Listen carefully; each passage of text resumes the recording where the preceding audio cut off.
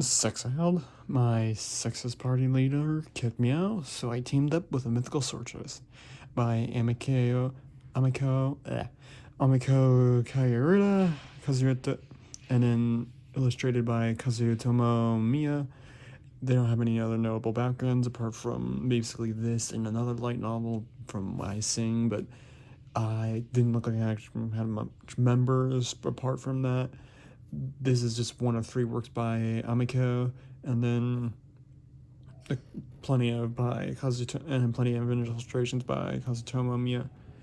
And the basically, it's only a 2-volume series, each about 200 pages each, and they're published by J Novel Club. So, this is one of their like few rare print releases for J Novel Club, because J Novel Club is a technically like an e-book store mostly more than anything. But the synopsis as follows goes as Tanya, I'm gonna butcher this last name, Artemizio, however you say it, should be somewhere on the screen, is a talented mage class adventurer who just got kicked out of her party by a sexist scumbag. So what's a girl got to do? Go to the wasteland and blow up stuff, of course.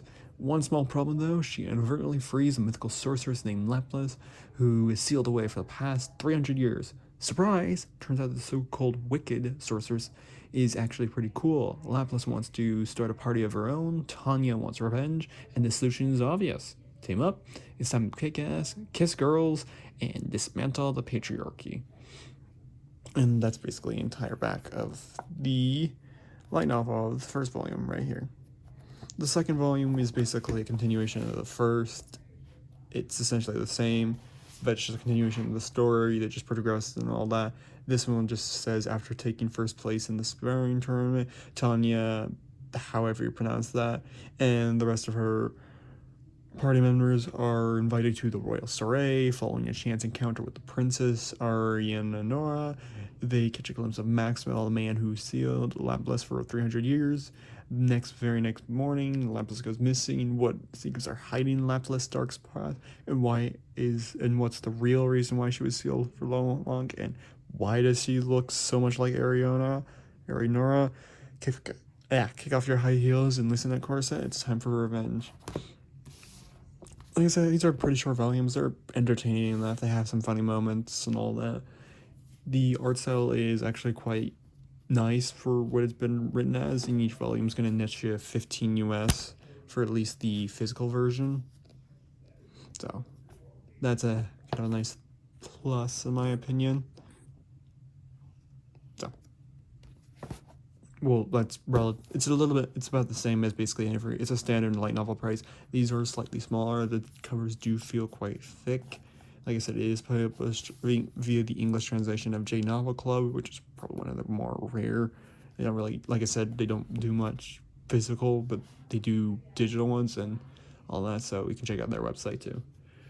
But yeah, actually, the kind of thing is, these light novels were inspired by the manipulation of the test scores at the Tokyo Medical University, which was brought to light in August 2018, where it was revealed that the university had deliberately lowered the entrance exam scores of female applicants by 10 to 20% in order to keep the number of female students below 30%.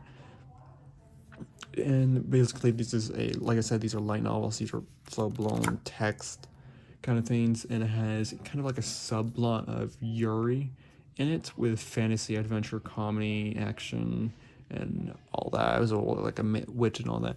This is Tanya right here on the cover, and then this is Lapis right here. Pretty nice. Yeah, you do get some like explanations right here of the blurbs and all that.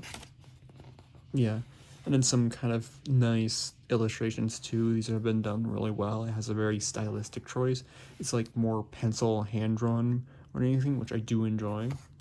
Yeah, first volume, they just go through it. They go through this tournament. Tanya was kicked out of her party via, like I said, just her sexist party leader, because she trained to be a mage for whatever how many years, and then eventually just decided to vent her anger out in the wasteland by casting a bunch of explosions. Yes, Megamine explosion kind of things, but which frequently isn't possible because it's I believe they kind of make some references kind of to it, but it's been a while since I read it.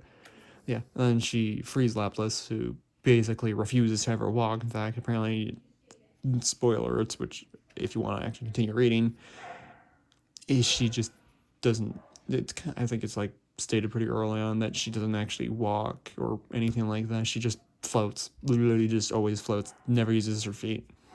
So yeah, it's basically kind of some stereotypical stuff like, oh, the less armor a female is wearing, the more magic they can produce throughout the air.